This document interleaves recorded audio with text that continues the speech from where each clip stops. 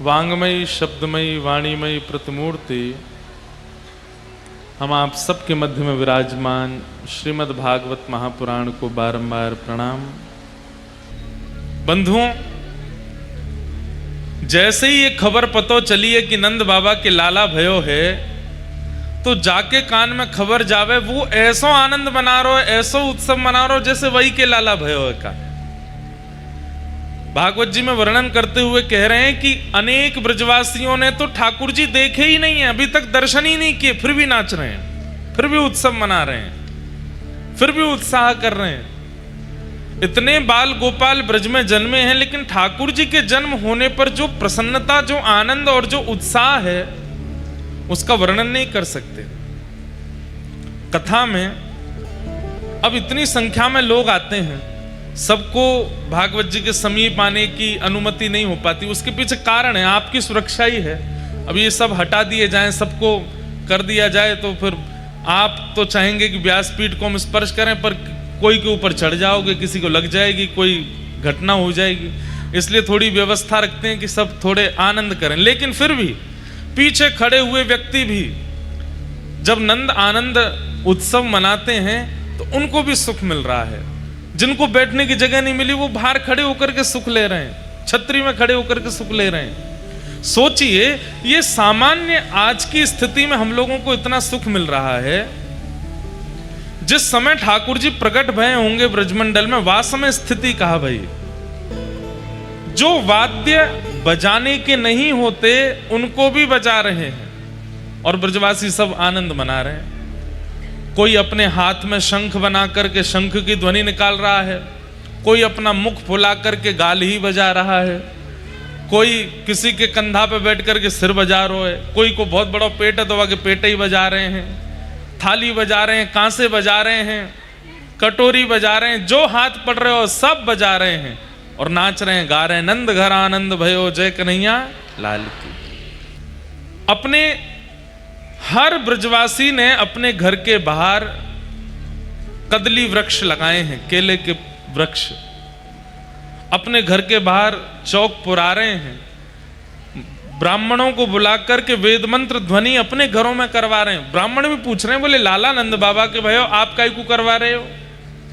बोले पतो ना, जब ते ये लाला भयो नंद जी को, तब ते वायु में ही आनंद आ गयो है, तब ते सूर्य चंद्र की किरण में ही आनंद आ गयो है। ऐसा लग रहा है कि जादना ते लाला भयो, बस कितनों प्रेम ते रो लें, कितनों नाच लें, कितनों हंस लें, ऐसी स्थिति हो गई है और सब ब्रजवासी आनंद कर रहे हैं। यशोदा मैया ने कितने दिनों तक तो लाल जी का मुखमंडल नहीं दिखाया किसी को भी। क्यों? मेरे हृदय को लाला है, मेरो नीलमणि है, मैं कोई को काय को दिखाऊं? नंद बाबा ने प्रार्थना करी, अरे यशोदा, ये सब ब्रजवासी खड़े हैं, सब देखवे के काजी आए लाला को। नंद रानी यशोदा लेकर के गई, अटारी पर जाकर के जैसी गोद में लाला लेके आई, ब्रजवासी हल्ला करने लगे, जय जयकार करने लगे, मैया मुखमंडल दिखाई दे। मैया ने मुख नहीं दिखायो, नेक वस्त्र हटाए के लाला के चरण दिखाए। बस चरण देख करके ही ब्रजवासी इतने आनंदित है गए, मैया या लाला के चरण इतने कोमल, इतने सुंदर लग रहे हैं, या को मुखमंडल कितना सुंदर होए को, नेक दिखाए दे। मैया बोली नजर लग जाएगी, अभी ना दिखाए रही। 6 दिन तक ठाकुर जी का मुख नहीं देखा किसी ने, यशोदा मैया दिखाई नहीं रही हैं। तब योजना बना करके ठाकुर जी ने पूतना बुलवाई और पूतना जैसे ही आई तो सबको कथा पता है कि पूतना का जैसे पयोधर पान किया, विशाल हो गई, तो नंद भवन से बाहर अपने आप ठाकुर जी आ गए। और जैसे ही पूतना के पयोधर को पीते हुए ठाकुर जी बाहर पधारे, विशाल पूतना का स्वरूप हो गया। 84 कोस में दूर दूर तक सबने ठाकुर जी के दर्शन कर लिए, सबको लाल जी दिखाई दे गए। ऐसे ठाकुर जी दिखे। बाद ना पहली बार ठाकुर जी निकले हैं। छठ पूजा जिस दिन थी, ठाकुर जी की छठी पूजी गई, उसी दिन ठाकुर जी के दर्शन सबको भये। नाथद्वारा में और हमारे पुष्टि मार्ग के कई स्थानों पर तो छठ उत्सव ठाकुर जी का जन्माष्टमी से एक दिन पहले करते हैं। आज जन्माष्टमी है, मानो कल जन्माष्टमी है, तो आज छठी उत्सव आज करेंगे। उल्टी रीति, भाई जन्माष्टमी के 6 दिन बाद छठी होनी चाहिए, पहले एक दिन कैसे हो जाता है? तब आचार्य चरण कहते हैं, बोले इतनो उत्सव मनो ब्रजमंडल में कि मैया भूल गई लाला की छठी पूजनो। जब जन्माष्टमी दोबारा आई तब कोई वयोवृद्ध ने आके बताई, मैया कल लाला 1 वर्ष को है जाएगो। अरे कल तो अष्टमी है। बोले हाँ, लेकिन मैया तुमने लाला की छठी तो पूजी नहीं। तो मैया बोली अब कहा करूं? बोले तो आज पूज लो, कल लाला 1 वर्ष को होएगो, आज पूजो। वाह प्रणाली सो आज तक पुष्टि मार्ग में कई स्थानों पर एक दिन पहले छठी पूजा लाला की। अनेक भाव है, लेकिन हमारे व्रज को एक बहुत सुंदर भाव है। कहा वृषभानु बाबा और नंद बाबा ये दोनों बचपन के सखा हैं, बाल सखा हैं, किशोरी जी के पिताजी और लाल जी के पिताजी। और ये दोनों जमुना जी स्नान करवे जामे और एक दूसरे के हाथ पकड़ करके जमुना जी में गोते लगामे और हर गोता में कहें हमारो तुम्हारो प्रेम बनो रहे, हमारे परिवार को प्रेम बनो रहे।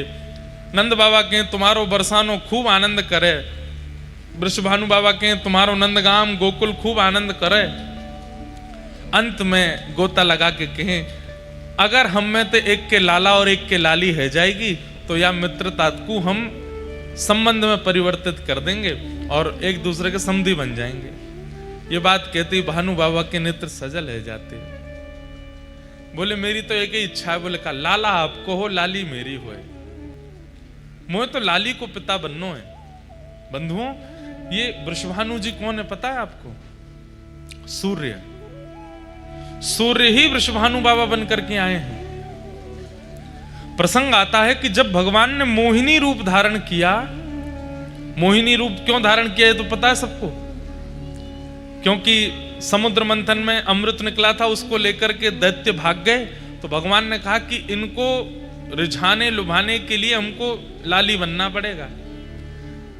वही हुआ, मोहिनी बनकर के जैसे ठाकुर जी आए, इतने सुंदर बनकर के आए, राक्षसों ने सीधा अमृत कलश हाथ में दे दिया। बोले तुम पिलाओ, तुम्हारे हाथ से पिएंगे। मोहिनी भगवान बोले पहले देवताओं को पिला दूं। क्यों? अरे अमृत कलश है ना, ऊपर पतला पतला है, नीचे गाढ़ा है, पतला पतला इनको पिला देती हूँ, गाढ़ा गाढ़ा तुमको पिलाऊंगी।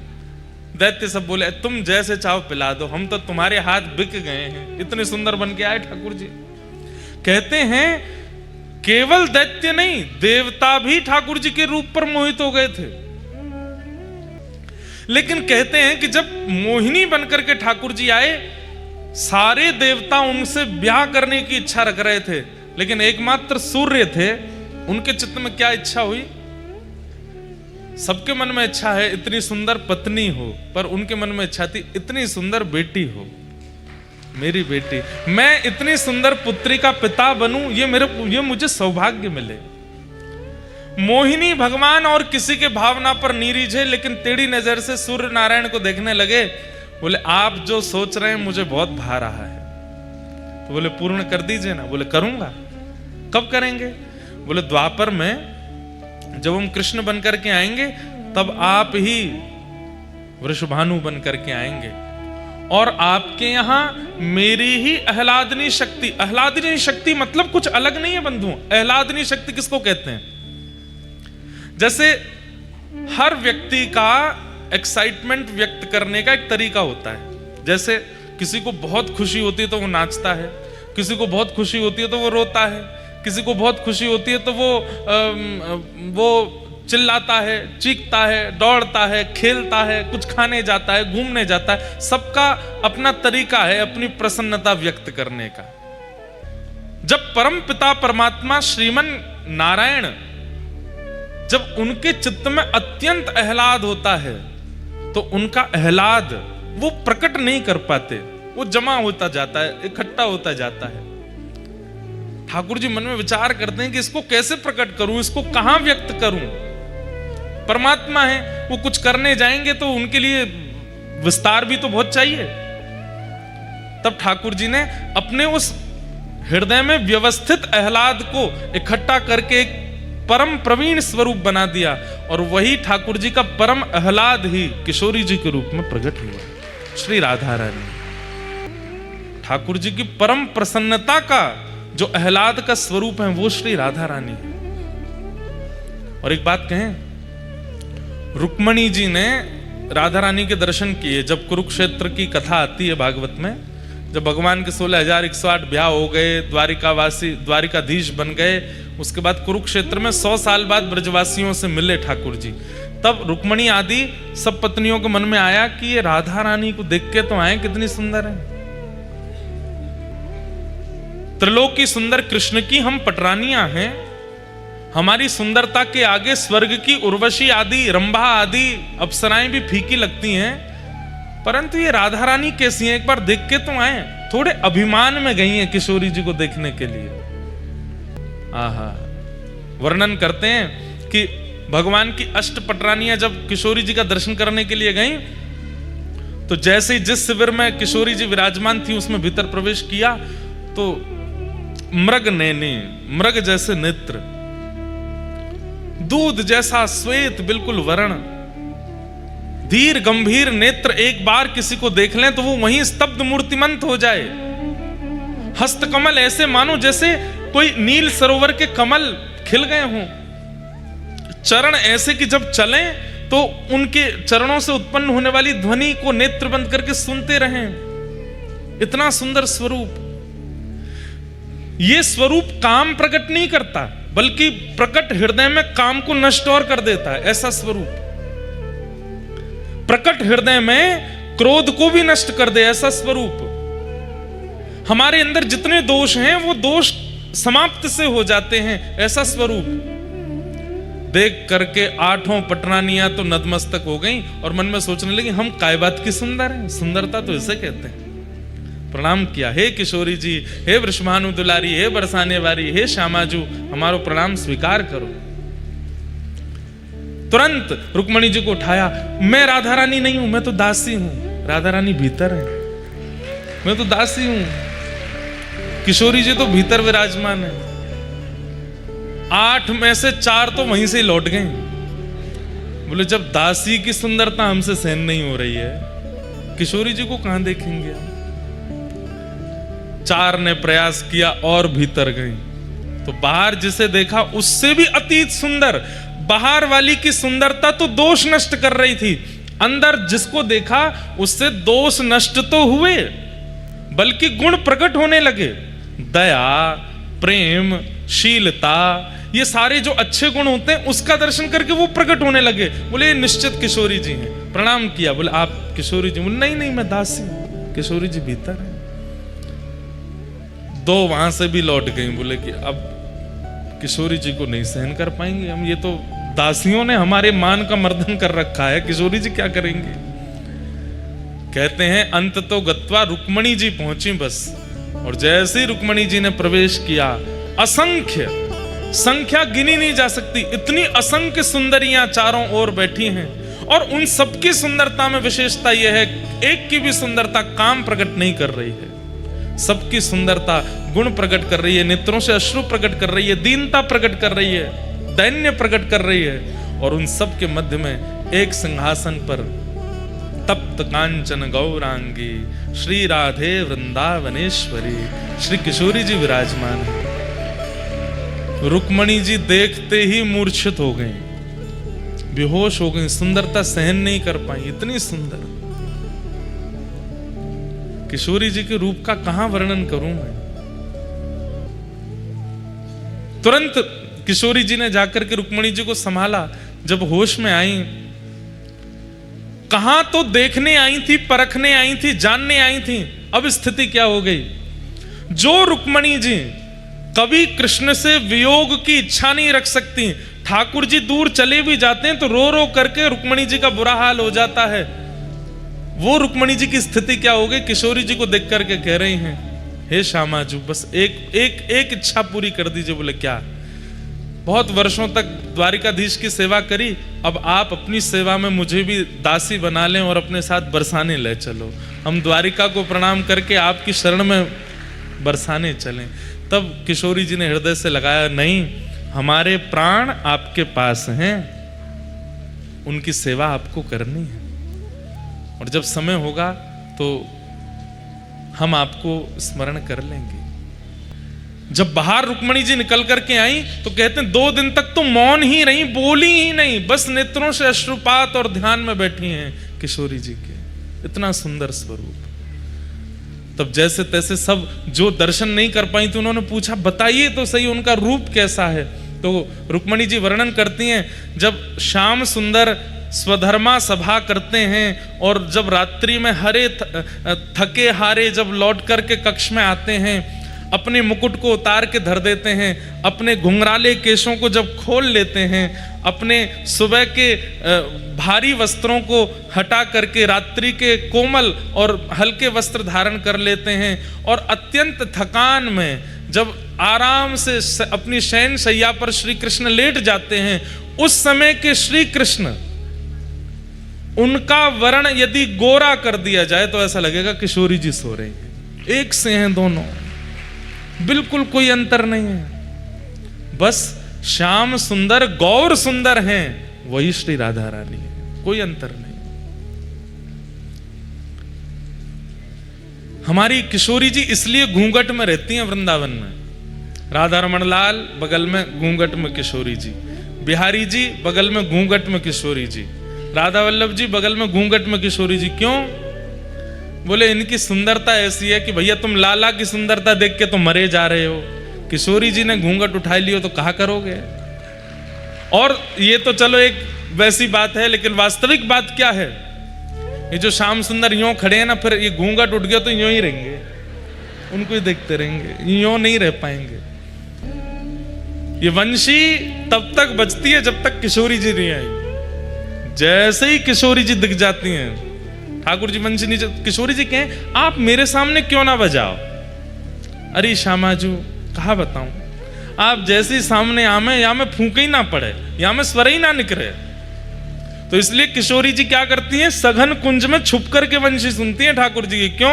वो जैसे ही आती है वंशी बंद हो जाती है। बड़ी लीलाएं भैया, ब्रज की अंतरंग लीला है, उनका कहां तक वर्णन करें, एक से एक अद्भुत लीला। श्रीनाथ जी ये नीची नजर करके खड़े हैं, कारण जब गिरिराज जी धारण किए उस समय सब ब्रजवासी ऐसे ही बैठे थे जैसे आप सब लोग बैठे हैं। चारों तरफ ब्रजवासी घेर करके ठाकुर जी को, बीच में लाला खड़े हैं। तभी ठाकुर जी ने कहा देखो कि बीच में बिल्कुल मध्यस्थ सब सखीन के बीच में किशोरी जी भी खड़ी हैं। ठाकुर जी बोले जय बढ़िया है, लाडली जी सामने खड़ी हैं, इनके रूप लावण्य को दर्शन करूं। तो किशोरी जी को देख रहे हैं ठाकुर जी, गिरिराज जी धारण करके नीचे खड़ी हैं, या हमारे ये स्वरूप है, ऐसे नीचे नजर करके किशोरी जी का दर्शन कर रहे हैं। हमारे जयदेव महाप्रभु तो गीत गोविंद में कहते हैं, अभिनव जलधर सुंदर धृत मंदर है, श्री मुख चंद्र चकोर जय जय देव हरे। बोले भैया लाल जी ने इंद्र ते कही है कि तू 7 दिना नहीं, तू जब तक तो पे है ना सके तब तक वर्षा करतो ही रहे। जयदेव महाप्रभु कहते हैं, बहुत सुंदर बात है, ध्यान से सुनो। जयदेव महाप्रभु बोले हे महाप्रभु जगन्नाथ जी एक बात बताओ। बोले क्या? आपने गिरिराज जी उठाए, सबको पता चल गया कि आप भगवान हो, इंद्र को पता नहीं चला। और इंद्र ने इतनी बुद्धि विवेक नहीं रखी कि 7 वर्ष का बालक 7 कोस लंबे चौड़े गिरिराज जी को एक उंगली पर धारण कर रहा है, यह सामान्य मानव तो नहीं कर सकता, ये परमात्मा ही होंगे। और यदि इतना भी इंद्र को पता नहीं चला तो काय बात का देवराज है वो।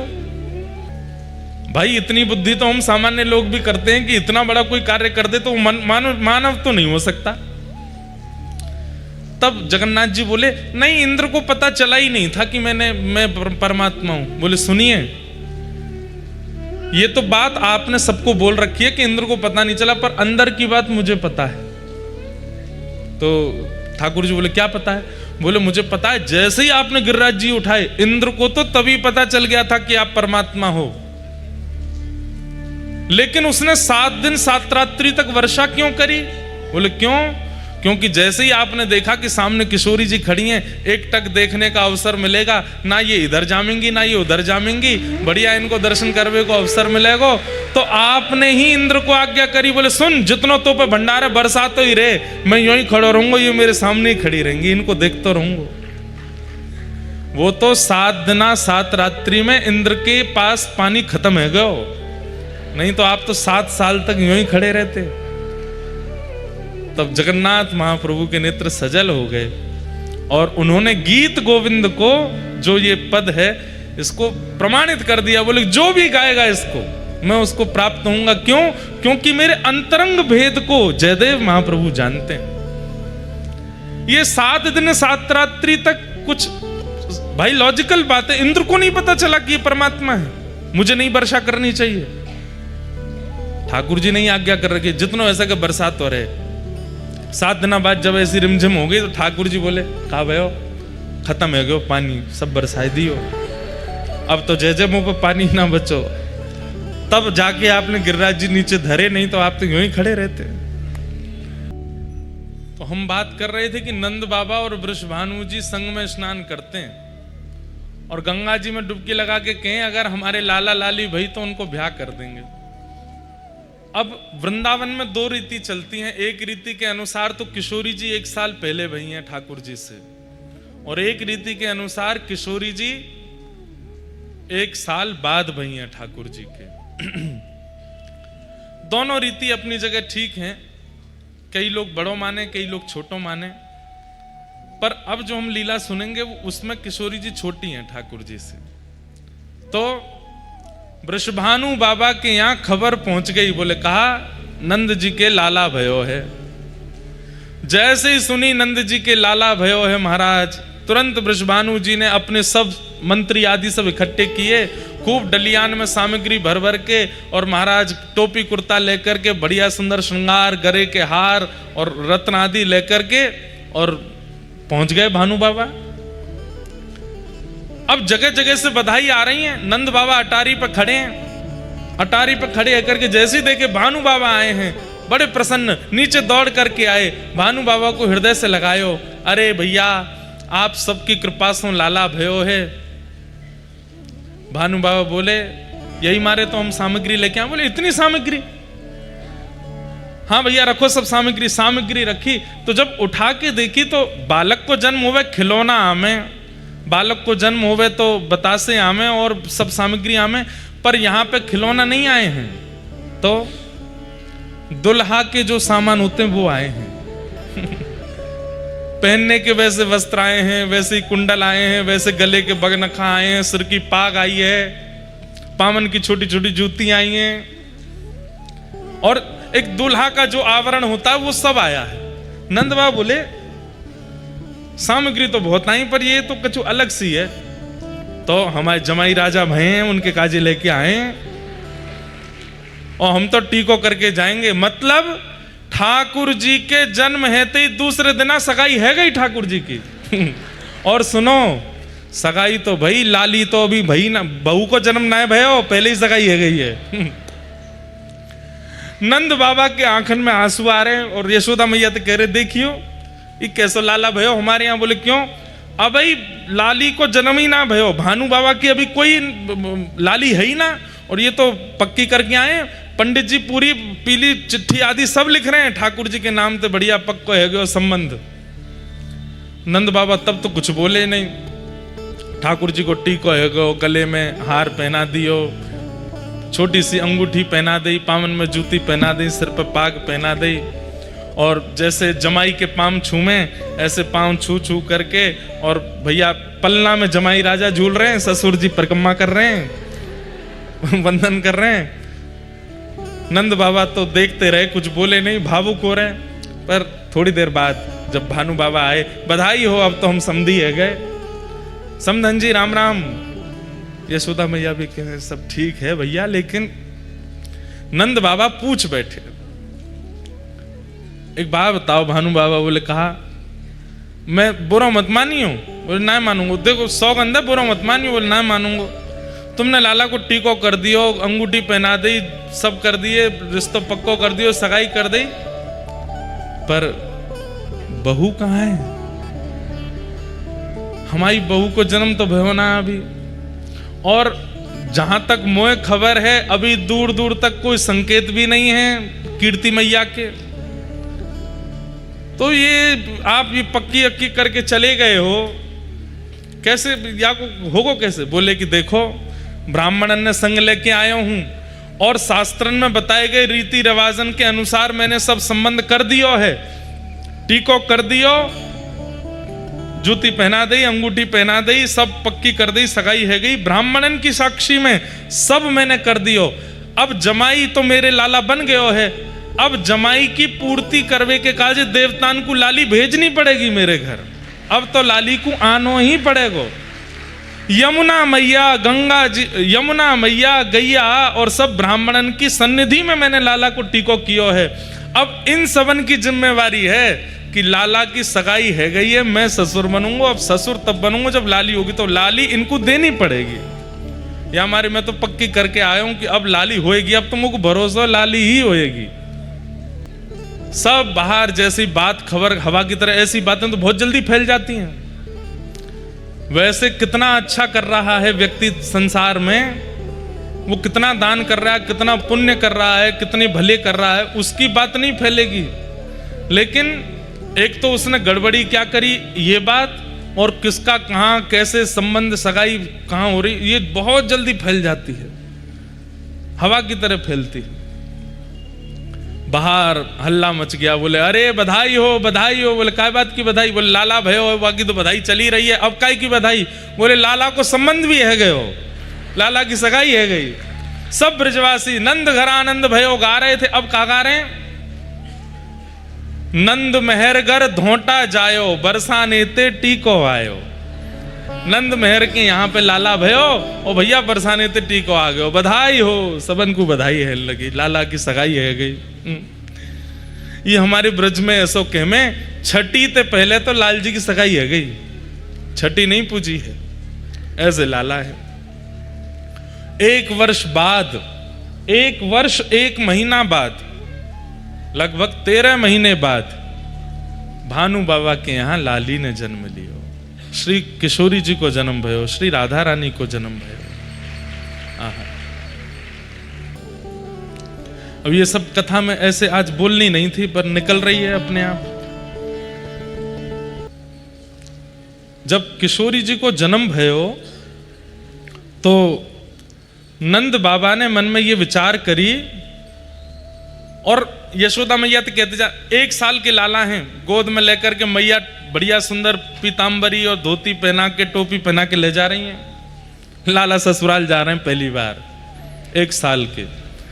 और यशोदा मैया से नंद बाबा कहते जा रहे हैं, भाई लोगों में थोड़ा होता है ये वाला स्वभाव। वो कह रहे हैं देखो हमारे लाला को जैसो नंदोत्सव भयो ना, वैसो नहीं हो रहा होगो बरसाने में।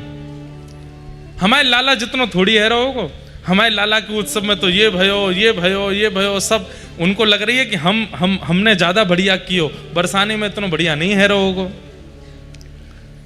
ठाकुर जी मंद मंद सुन रहे हैं सबरी बात। बोले कि भैया ससुराल में हमारी नेक और बढ़िया है जाएगो तो आनंद आ जाएगो। तो जैसे ही बरसाने आने लगे, समीप पहुंचने लगे, तो जैसे वर्षा में नीले बादल आकाश में दिखाई देते हैं, थोड़ी दूर बचा है बरसाना, पीले पीले पीले केसरी गुलाबी और ऐसे विचित्र विचित्र रंग के बादल दिखाई दे रहे हैं आकाश में। तो नंद बाबा बोले एक गुलाबी बादल तो पहली बार देखो मैंने, एक केसरी बादल तो पहली बार देखो, पीरो बादल पहली बार देखो, हरो बादल पहली बार देखो, ये कैसे ऐसे बादल है रहे? तो बताए, बोले भैया भानु बाबा के लाली के जन्म में इतनो वीर गुलाल उड़ाया गयो, इतनो दही केसर कींच उड़ाई गई कि वे उड़ते उड़ते आकाश तक पहुंच गई, और आकाश के बादल भी रंगीन है गए। नंद बाबा जब पहुंचे हैं तो कहा देख रहे हैं, बरसाने की नालीन में, जो नाली होती है, बरसाने की नालीन में भी केसरिया रंग की धार बह रही है। इतनो केसर, इतनो चंदन, इतनो अबीर, इतनो गुलाल, ये सब बांटे गए। और महाराज लाला जब भयो ना नंद बाबा के, तो नंद बाबा एक अटारी पर बैठ गए और सवंती कह दी अपने अपने घर से बर्तन ले आओ, जितनो बड़ो बर्तन उतने लड्डू दूंगो। लेकिन यहां का एरो है, यहां पे एक कोने में तो भानु बाबा बैठ करके बर्तन भी दे रहे हैं बड़े बड़े, और फिर उन बर्तनन में भर भर के लड्डू भी दे रहे हैं, रतन दे रहे हैं, आभूषण दे रहे हैं। महाराज इतनो सब देख करके नंद बाबा बोले अरे मेहर मुंह को तो लगी हमारे लाला को उत्सव बढ़िया भयो, लेकिन ये वृषभानु बाबा की लाली के उत्सव के आगे तो ऐसा लग रहा हो कोई छींटा होगा हमारे लाला को उत्सव, इतनो बृहद उत्सव। ठाकुर जी बड़े खुश है रहे, ससुराल आए हम पहली बार, बोलनो जाने ना है, एक दांत निकल आए हो बस। मैया लेकर के गई, खूब सारे आभूषण लेकर के आई हैं श्री जी को पधराने के लिए। सोने के पलना में श्री लाडली जी पौड़ी हैं, झूल रही हैं। जैसे ही किशोरी जी को दर्शन कियो, आहा, जितने आभूषण, जितने रत्न, जितनी मणि लेकर के आई सब फीके लगन लगी। मन में विचार करने लगी कि ये सब तो मैं कहाँ दूंगी, अरे या लाली के लैया तो ये सब मणि रत्न आभूषण सब फीके या के लैया। मन में बड़ी व्यथित है गई कि मैं लाली की सुंदरता की योग्य कोई वस्तु लेके नहीं आई अपने साथ में, और जबकि असंख्य सैनिक और असंख्य ब्रजवासियों के संग डलियाओं में भर भर के रत्न लाई हैं, लेकिन वो सब किशोरी जी की सुंदरता के आगे फीका लग रहा है। राधा रानी नंद रानी बड़ी व्यथित है गई, बोले अब मैं तो लाली के काज कछु लाई ना योग्य। इतने में गोद में बैठे हुए ठाकुर जी ने अपने आप भारी करन लगे, बोले मैया मैं बैठो तो हूं रतन, तू और रतनन ने काय को देखे मुंह पे नेक ध्यान दे। अब मैया नेक नेक में संभाले लाला है, ऊंचो करे फिर लटक जाए नीचे। मैया को ध्यान ही ना जा रहा लाला पे, वो सोच रही कोई रत्न नहीं लाई। अरे नंद बाबा हमारे गोकुल में ऐसा कोई आभूषण नहीं है, ऐसा कोई मणि नहीं जो वृषभानु लाली को दियो जा सके। ठाकुर जी फिर चोटी पकड़े, हाथ पकड़े, खोचा मारे, नेक मोह तो देखो मैया। धीरे ते मैया डांट वे के कहा है इतना उधम मचावे। और जैसे ही ठाकुर जी को देखो, ठाकुर जी मंद मंद देख रहे हैं मैया को। अचानक तो मैया के मन में आयो लाला और जेरी लाली। मैया बोली अरे मेरे नीलमणि तो बढ़िया रत्न कौन होएगो। तुरंत ठाकुर जी लिए और श्री किशोरी जी के ऊपर 8 बार बारे, जैसे कोई की नजर उतारे ऐसे ठाकुर जी 8 बार बारे, और 8 बार बार करके किशोरी जी के पलना में ही लाल जी सुवाए दिए। जैसे ही सुवाए हैं महाराज, आकाश से पुष्प वर्षण होने लगे। शंकर जी रूप बदल करके आ गए, सबन के नेत्र सजले। या झांकी को देखवे के काजे छोटी सी किशोरी जी हैं, बगल में नेक्स से लाल जी हैं, एक ही पलना में पौड़े हैं। आज पहली बार जुगल दर्शन है रहे। ये सब कथाएं प्रकट रूप से नहीं कही जाती, सब जगह कहीं कहीं भाव हो जाता है, मन हो जाता है तो इनको प्रकट किया जाता है। आज पता नहीं क्यों ऐसा लगा कि किशोरी जी का प्रादुर्भाव थोड़ा कह दें।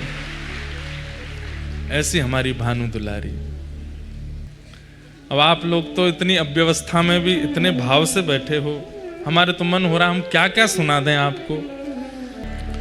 लाल जी 6 दिन के जैसे भय तो पूतना नाम की राक्षसी आई, रूप बदल करके सुंदर बन करके आई।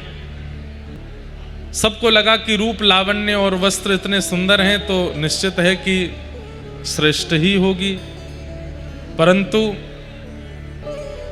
यही गलती हम लोगों से हो जाती है कि हम कई बार रूप की प्रधानता और वस्त्रों की प्रधानता से व्यक्ति का आकलन श्रेष्ठ कर लेते हैं। सबसे विशेष उसके स्वभाव का सुंदर होना आवश्यक है। इसलिए रूप की सुंदरता हो अच्छा है, पर स्वभाव भी मधुर हो। अब पूतना बाह्य रूप और बाह्य वस्त्र तो ऐसे पहन के आई कि किसी ने उसको रोका ही नहीं, सब उसको जाने दे रहे थे, जाओ जाओ जाओ भीतर जाओ, बैठ जाओ। लेकिन जब यशोदा मैया के पास जाकर के ठाकुर जी को गोद में लिया, कहते हैं कि सब रूप पूतना के मुखमंडल को देख करके रीझ गए, लेकिन ठाकुर जी नहीं रीझे। ठाकुर जी ने अपने दोनों नेत्रों पर हाथ रख लिए, नहीं देखा। क्यों? कई कारण हैं। पहला कारण कि पूतना वास्तविकता छुपा करके आई, और वो ठाकुर जी को बिल्कुल प्रिय नहीं है जो अपनी वास्तविकता छुपाते हैं। वास्तविकता छुपाने का अभिप्राय मतलब सामान्य बातों में, अब ऐसे तो चोर भी अपनी वास्तविकता छुपाते हैं, डाकू भी अपनी वास्तविकता छुपाते हैं, लेकिन सामान्य रूप से जैसे हम आप जैसे लोग, हम लोग भी अपनी वास्तविकता छुपाते हैं। ठाकुर जी के सन्मुख हैं तो लोभी, हैं तो कामी, हैं तो क्रोधी, हैं तो मोही, लेकिन ठाकुर जी के सन्मुख ऐसा आडंबर करेंगे कि हम बहुत श्रेष्ठ हैं, हम तो बड़े दीन हैं, बड़े दुखियारे हैं, हम तो बड़े सरल हैं। ठाकुर जी को वो अति प्रिय नहीं लगते। ठाकुर जी कहते हैं दिखावा और अपनी वास्तविकता छुपाने वाले लोग मुझे प्रिय नहीं। जैसे पूतना, भैया ठाकुर जी वैद्य हैं और वैद्य के सामने अपने बीमारी स्वीकार की जाती है, बताई जाती है। अब जैसी भी बीमारी जो भी है बता दो, वैद्य तभी तो इलाज करेगा।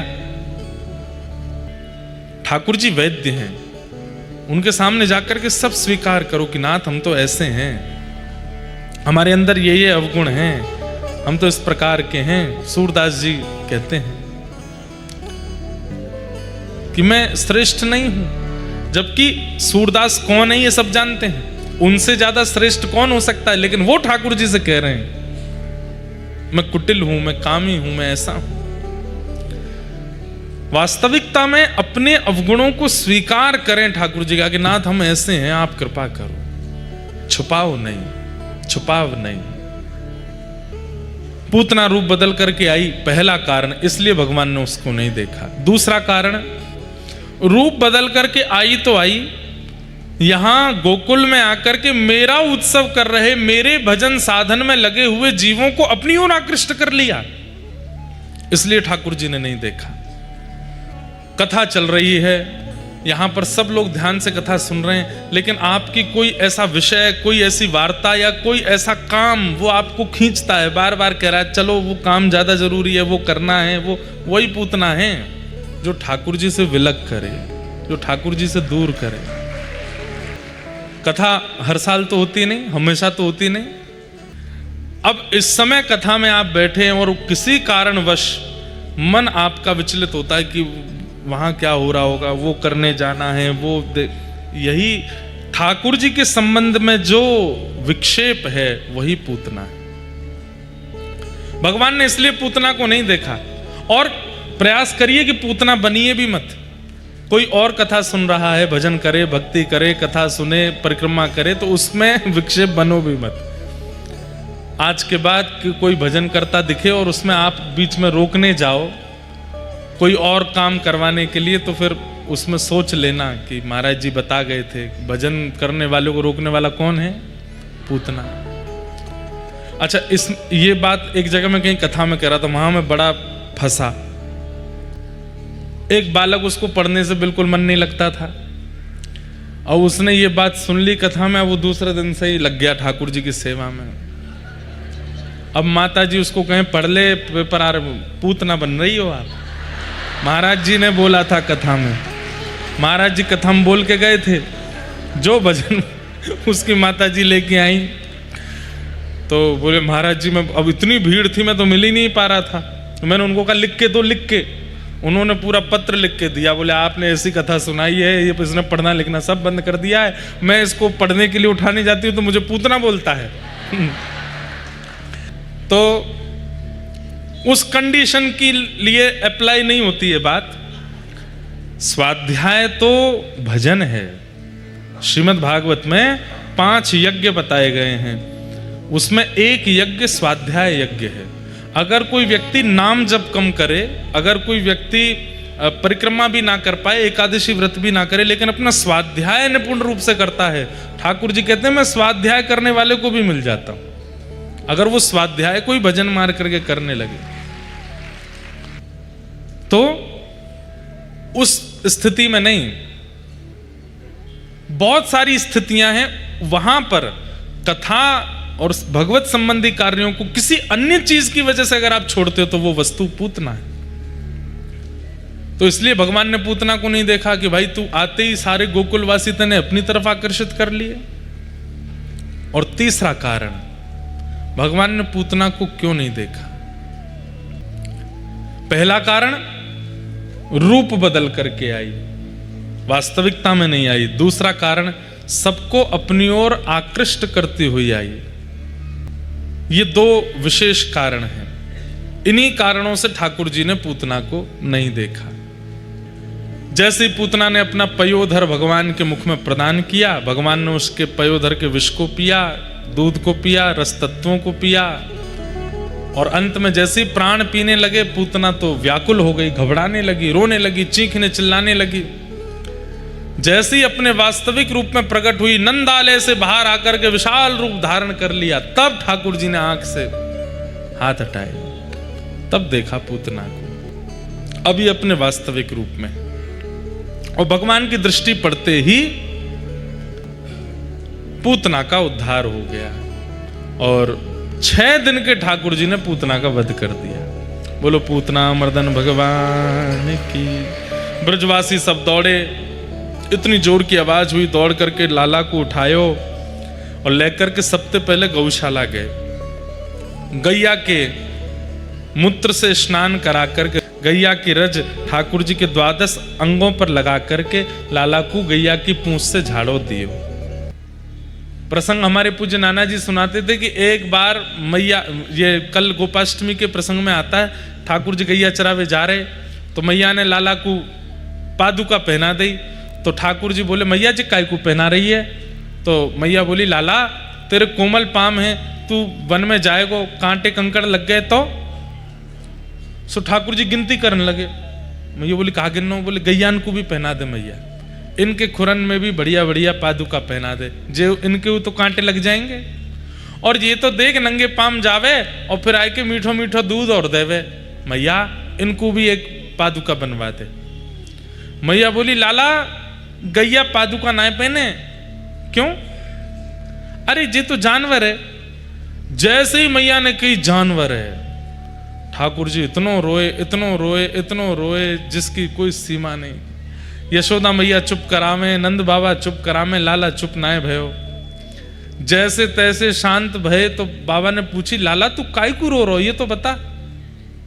बाबा मुझको आज तक यूं ही लगती रही कि मैं तो मानव हूं, पर आज मैया की एक बात से मुझको पता चली कि मैया भी हमारी जानवर है, तू भी लाल बाबा जानवर है, ये बलराम दादा वो जानवर है, मैं हूं जानवर हूं, हम सब जानवर ही हैं। ऐसो काय को कहवे लाला?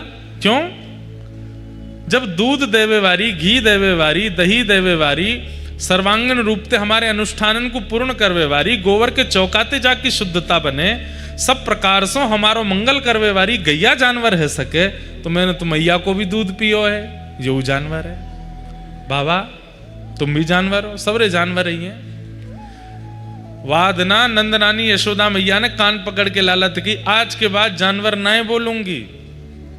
तब ठाकुर जी माने, नहीं तो भोजन पानी छोड़ दियो।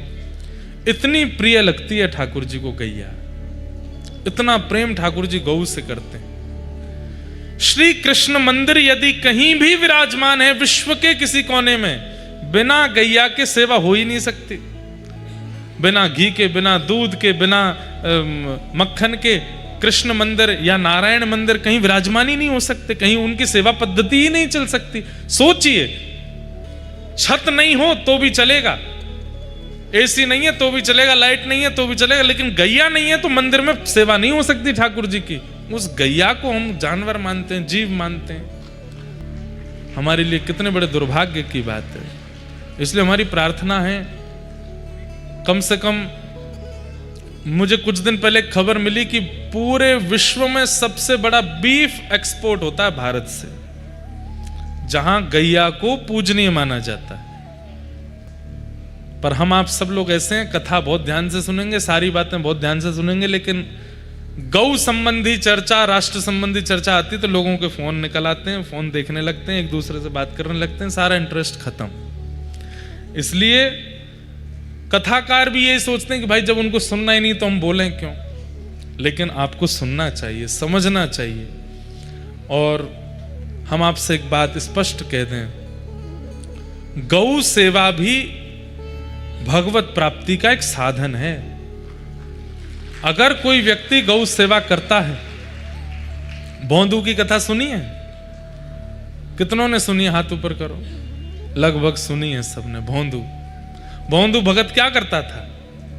गौ सेवा ही तो करता था।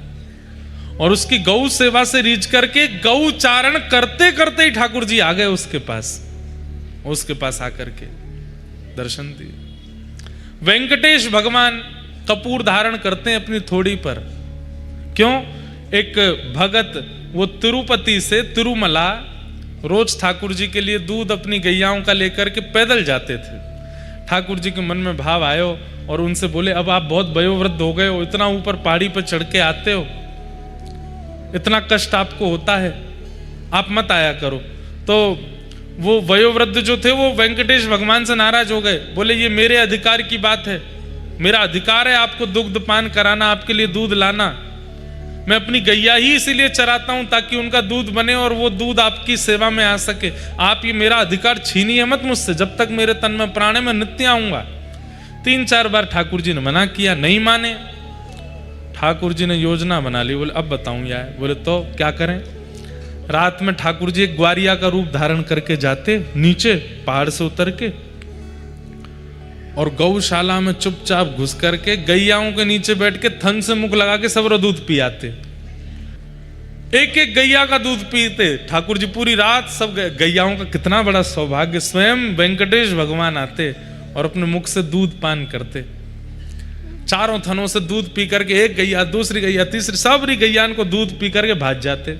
अब जैसी सुबह होती वो ग्वारिया उठता और स्नान ध्यान करके जैसे ही ठाकुर जी के लिए ऊपर दूध लेके जानो निकार में बैठ, तो सब दूध खत्म। एक दिन हो गया, उसको बड़ा अंदर ग्लानि हुई, आज तो मैं दूध ले जा ही नहीं पा रहा ठाकुर जी के लिए। ठाकुर जी ऊपर प्रसन्न है, मेरे भक्त को कष्ट है तो ऊपर आवे में, अब बढ़िया नीचे बैठो रहेगो। दूसरे दिन फिर ठाकुर जी आके पी गए, तीसरे दिन फिर पी गए। 3 दिन जब हो गए तो उसने विचार किया कि गैया तो बढ़िया चारा खाती है और बढ़िया बछड़ा बछिया भी दूध नहीं पी पा रहे, ऐसा लगे कोई दूध चोरी करता है। तो आज उसने हाथ में लकुटी रख के सोया और रात्रि में ही सोने का नाटक किया। चदरिया ओढ़ के आंख खोल के बैठो, देखूं कौन चोरी करे।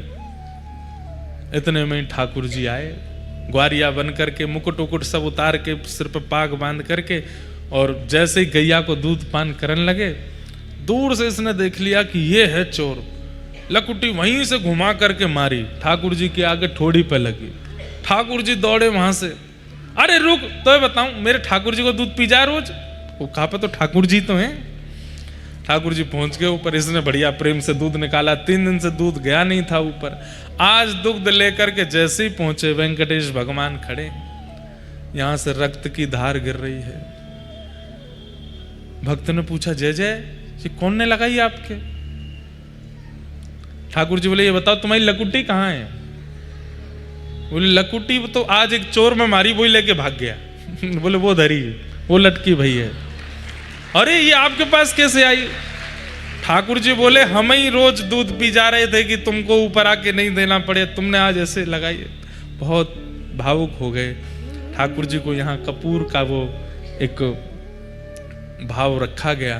तब से ठाकुर जी ने वो भक्त की स्मृति में आज तक वेंकटेश भगवान यहाँ पे कपूर धारण करते हैं। कितना प्रेम बताओ। गैया के पास आवे में ठाकुर जी को बिल्कुल भाव नहीं लगता, तुरंत आ जाते हैं। और ग्वारिया बन के आते हैं, मुकुट उकुट सब उतार करके आते हैं गैया की सेवा में। हमारे पुष्टि मार्ग के श्री छीत स्वामी जी तो एक पद में गाते भी हैं, गायन के संग धावे, गायन में सचु पावे, गायन के हेत गिरी कर ले उठावे, आगे गाय पाछे गाय, इत गाय उत गाय, गोविंद को गायन में बसवो ही भावे। हम अपने लाल जी को एक लीला करते हैं। हमारे जिस दिन दास का जन्मदिन होता है, श्रावण कृष्ण नवमी, देत के हिसाब से 7 अगस्त, तो उस दिन लाल जी को लेके जाते हैं गौशाला, और लाल जी के सिंहासन के अगल बगल में खूब सारी घास फूस रख देंगे, खूब सारा चारों रख देंगे, और गैयान के बीच में लाल जी को छोड़ देते हैं। वो आकर के जीभ से चाट चाट करके सब माँ खाती हैं। पूरे ठाकुर जी हमारे गैयान में ही है जाएं, कहीं गोबर लग जाए, कहीं गौमूत्र लग जाए, कहीं गैया की जीभ चाट जाए ठाकुर जी को। इतना सुख मिलता है ठाकुर जी को उसमें, इतना प्रेम ठाकुर जी गैया से करते हैं। हम अगर ठाकुर जी से प्रेम करते हैं तो ठाकुर जी बहुत इतराते हैं, देखे ना हमारी तरफ, बोल तू क्या कर रहा हो, लाखों लोग करें वो तो करोड़ों लोग करें। लेकिन जब हम गैया से प्रेम करते हैं ना, तो गैया से प्रेम करने वाले को ठाकुर जी भी देखते हैं, अच्छा तू को मेरी गैया प्रिय लगे तो तू मोए प्रिय लगे, तू मेरो प्रिय। और तो को मेरी गैया ते डर लगे, मेरी गैया ते घृणा लगे, मेरी गैया ते भय लगे, तो मोकू तो ते भय लगे। जैसे गैया के पास आने पर कई लोग डर जाते हैं, घबरा के भाग जाते हैं, ऐसे लोग जब ठाकुर जी के पास जाते हैं, ठाकुर जी भी घबरा के भाग जाए। हौआ आगो मेरी गैया ते डरे जे, हौआ है। गौ से प्रेम करो बंधु। तो ठाकुर जी को गौशाला ले गए, वहां जाकर के झाड़ा आदि लगाया, ठाकुर जी स्वस्थ हो गए।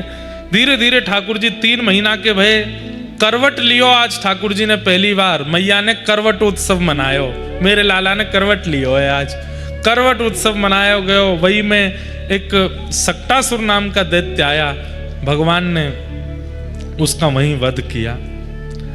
ठाकुर जी अब 1 वर्ष के हो गए, अभी तक नामकरण संस्कार ना भयो लाला को। क्यों ना भयो? क्योंकि कुल पुरोहित हैं सांडिल्य मुनि, और सांडिल्य मुनि ये बात जानते हैं कि नंद यशोदा के जो लाला हैं ये इनके नहीं है, ये देवकी के हैं। और भैया देवकी के लाला को नामकरण देवकी के कुल पुरोहित को करना चाहिए, लेकिन इस बात को प्रकाशित कर नहीं सकते, बता सकते नहीं, इसलिए स्वयं नामकरण करने नहीं जाते। लेकिन बार बार नंद बाबा बुला में बोले लाला 1 साल को है गो, अब तो नामकरण कर दो। बंधुओं, ठाकुर जी को तब तक मैया क्या बुलाती है? नीलमणि। क्या बोलती हैं? नीलमणि। ठाकुर जी नीले नीले मणि जैसे हैं, तो इसलिए यशोदा मैया नीलमणि बोलती है लाला को। आज सांडिल्य मुनि गए गर्गाचार्य जी के पास और कहा देखो आप तो सब जानते हैं, देवकी के लाला ही नंद यशोदा के यहाँ हैं कंस से रक्षा के कारण, पर जगत में ये बात नहीं बता सकते। हमारी इच्छा है कि आप ही व्रज जाओ और अपने कुल के लाला का नामकरण कराओ। तब गर्गाचार्य जी आए वृंदावन गोकुल। तो नंद बाबा ने विचार किया हमारे कुल पुरोहित तो आ नहीं रहे हैं, पर गर्गाचार्य जी बहुत बड़े विद्वान हैं, इनसे ही करा ले नामकरण। और वो कार्य हो गया। गर्गाचार्य जी बोले ठीक है हम करेंगे नामकरण। मैया यशोदा बोली बाबा कब करेंगे नामकरण? बोले कल करेंगे। और मैया दूसरी बात सुनो, आप बहुत ज्यादा उत्सव मनाती हो लाला का, और इतने उत्सव मनाए, सारे उत्सवों में अभी तक 3 बार राक्षस आ चुके हैं आपके यहाँ। ये नामकरण उत्सव गोपनीय करो, किसी को नहीं बताओ।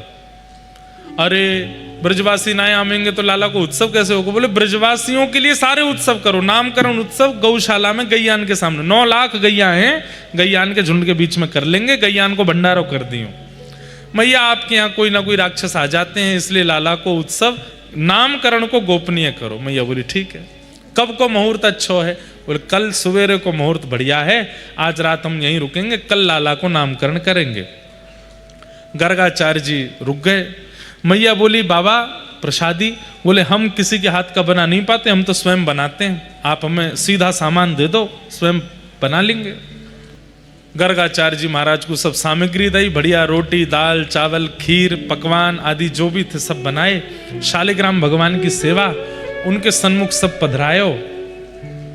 तो जैसे ही भोग लगाने लगे, अंदर नंदालय में लाला दाऊ दादा के संग खेल लो। इतने में खेलते खेलते ठाकुर जी रुके। अभी घुटमुनी चलते हैं, अभी चलना नहीं आया, 1 साल के हैं। दाऊ दादा मनी मन बोले, अभी बोलते तो है नहीं।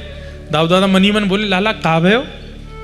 ठाकुर जी बोले सुगंधी आ रही है, कछु बढ़िया बननो है। कौन आयो? बोले गर्गाचार्य आयो नामकरण करवे, बहुत जोर की खीर बनाई है भैया, मेरा तो मन है रो खाया हूं। लाला जी यशोदा मैया ना आए, बाहर को बाबा आए, कोई और की थाली में तो खावेगो मारेगो तो ना, अब तो मैं खाऊंगो, काय को हमारे आंगन में बैठ के बना रहा है, मैं तो जाऊंगो। लाला तू अकेलो ही जा। ठाकुर जी बोले हाँ मैं चाहूँ, खा के आऊँ, बढ़िया लगेगी, आपको बुला लूंगो। बोले हाँ जा। ठाकुर जी गुडमुन गए। गरगा अच्छा पर्दा किया जाता है ठाकुर जी के आगे, पर्दा नहीं हो तो फिर आंख बंद कर लो या मुंह पर कोई कपड़ा डाल लो या नेत्र ऐसे कर लो, ठाकुर जी प्रसाद पा रहे हैं। गर्गाचार्य जी मुंह पर कपड़ा डाल करके त्वदीयम वस्तु गोविंद तुभ्यमेव सर्वं, और नियम होता है भोग का 15-20 मिनट 40 मिनट रखो ठाकुर जी के आगे। गर्गाचार्य जी कर रहे हैं, इतने में ठाकुर जी आए, थाली देखी वहां में तो एक उठायो खीर को पात्र और लेकर के प्रेम से पान लगे।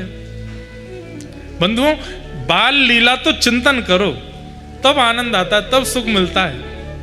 छोटे से गोपाल जी हैं, घुंघराले केश हैं, नीलो नीलो अंग है, केवल एक कौंधनी पहनी है और एक कौपीन पहनी है और तन पे कुछ पहना नहीं है। गदमदरा से हैं, गदमदरा मतलब मोटे नहीं, ये लटक जाएं ऐसे हैं, ऐसे लटके हैं ठाकुर जी के हाथ, गाल लटके हैं जेली की तरह।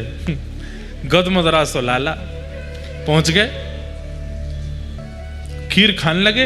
इतने में गर्गाचार्य जी ने अपने वस्त्र हटाए, जय हो मेरे शालिक। देखिए तो बगल में सबरी खीर फैला रखी है, नाक पे लग रही है, गाल पे लग रही है, मुंह पे प्रेम से ठाकुर जी तो अपनी उंगली ने घुमा घुमा के प्रेम से पा रहे हैं। गर्गाचार्य जी हंसे, नटखट बालक, मेरे ठाकुर जी का भोग झूठा कर दिया सारा। अब तो भोग की थाली उठाई, किनारे धर दी, हाथ में जल लेकर के प्रोक्षण करने लगे, अशुद्ध हो गया सब। अपवित्र पवित्रो वा सर्वावस्थांग। ठाकुर जी बोले जी क्या कर रहे हो, मैंने स्वयं आके पायो जी पवित्र कर रहे हो आकू। अरे यशोदा मैया, मैया ने जल्दी आओ। मैया दौड़ के आई, कहा भयो बाबा तुम्हारो लाला मेरो भोग सबरो खाए गयो, भूको होगो सवेरे को। ना बाबा 8 बार खावे, भूको ना है, पा चुको है, लेकिन या को पता चली होगी कहीं कछु नयो कछु बनो तो खावे आगो। आप कछु नाराज मत हो, मैं अभी दोबारा गोबर को चौका लगा दूं, दूसरों सामग्री दे दूं, आप बना लो। मैया ने ठाकुर जी उठाए, एक हाथ ही उठा लिए और एक हाथ ही हाथ उठाए करके सीधे भीतर अंदर आंगन में छोड़ दिए। बोले उधम नहीं करे लाला, कोई भारतीय आयो। दाऊ दादा बोले कैसी रही लाला। ठाकुर जी बोले खीर तो बहुत जोर की भैया, बहुत जोरदार, लेकिन दारी को जाने ना आया भी मोह। मैया तो शिकायत कर रहा, कहां दुनिया के लोग 56 भोग धरे सामने में खावे ना जाऊं, या की खीर खावे पहुंच गो। मैया तो शिकायत कर रहा और प्रोक्षण कर रहा वहां पे, अपवित्र पवित्रो वा। दाऊ दादा बोले लाला कोई बात ना, तू तो भक्त वत्सल है, कृपा करते। गर्गाचार्य जी ने 1-1.5 घंटा लगा के फिर से प्रसादी बनाई, फिर से खीर बनाई।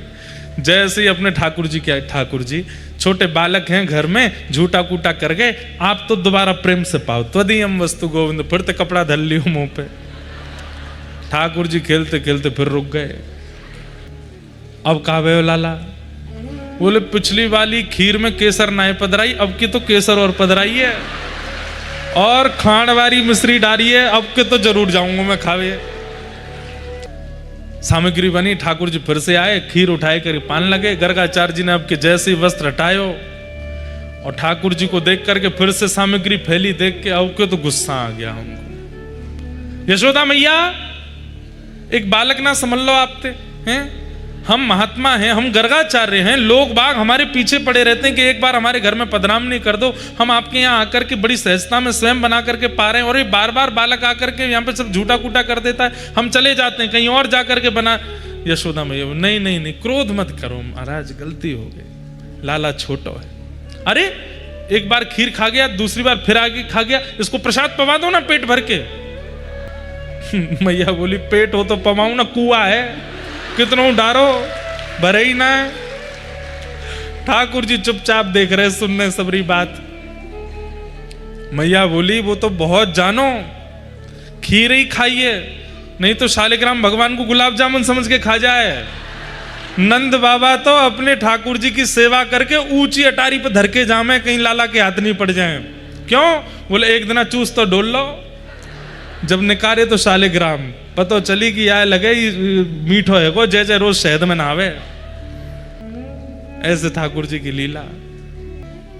मैया ने फिर से ठाकुर जी उठाए और अब की बार एक कमरा में बंद कर दिए। बोले महाराज जी अब बाहर ना आवे को, आप प्रेम से बनाओ, गुस्सा मत करो, क्रोध नहीं करो महाराज। जैसे तैसे गर्गाचार्य जी माने, फिर से चौका भयो सब भाई। ठाकुर जी वह कक्ष के जंगला में खड़े हैं, और जंगला में खड़े है करके 1 साल को बालक क्रोध करे इतना सुंदर लगे, ऐसे देख रहे हैं जंगला पकड़ करके, और गर्गाचार्य जी को देख रहे हैं। तो बताऊंगा मैं, अब बुला तू अब के बोलना नहीं जानते, मन ही मन सोच रहे। गर्गाचार्य जी भी ठाकुर जी को देख रहे हैं, शैतान बालक। ठाकुर जी बोले शैतानी तो देख ही ना आया अभी तेने, तो अब के लगा तो भोग। गर्गाचार्य जी ने फिर से भोग सिद्ध कियो। जय जय, क्षमा करें, बालक बहुत उद्यमी है, आपका सब भोग झूठा कर दे। अब प्रेम से पा, मुख पर जैसे वस्त्र रखे, ठाकुर जी उतरे जंगलाते नीचे। किवाड़ उनके लिए क्या, माया से दरवाजा खोल दिया। गुटमुन हैं लाला ही माया चला रहे हैं, थोड़ी थोड़ी चल करके बाहर आए, और गर्गाचार्य जी की खीर उठाई और प्रेम से वही पाई, सब जगह सान दी। अब की बार जैसे ही गर्गाचार्य जी ने नेत्र खोले, और जैसे ही खोल करके देखा, छोटे से बाल कृष्ण प्रभु की ही 4 भुजा प्रकट हो गई, शंख चक्र गदा पद्म धारण कर लिए। एक भुजा से खीर का पात्र हाथ में ले रखा है, एक भुजा से प्रेम से पा रहे हैं, और 2 भुजा से गर्गाचार्य जी को बुला रहे हैं, अपनी ओर इशारों कर रहे हैं। गर्गाचार्य जी तो समझ गए, नेत्र सजल, आंखें लाल पड़ गई, घबरा गए, चरणों में गिर गए, बोले प्रभु क्षमा, मैं आपके रूप को नहीं पहचान पाया। भगवान बोले इधर आओ, हम आपसे बहुत प्रसन्न हैं, और अपने मुख में लेकर के खीर पाकर के अपने अधरामृत से युक्त करके उच्छिष्ट करके गर्गाचार्य जी को पवा रहे। कल आप हमारा नामकरण करेंगे, पूरा विश्व हमें उसी नाम से जानेगा जो कल आप हमारा नाम करेंगे, और जानेगा ही नहीं, महा से महा पापियों का उद्धार वो नाम करेगा जो कल आप रखने वाले हैं। इसके लिए हमारा अधर से स्पर्श प्रसाद आपके मुख में जाना आवश्यक है। इधर आओ।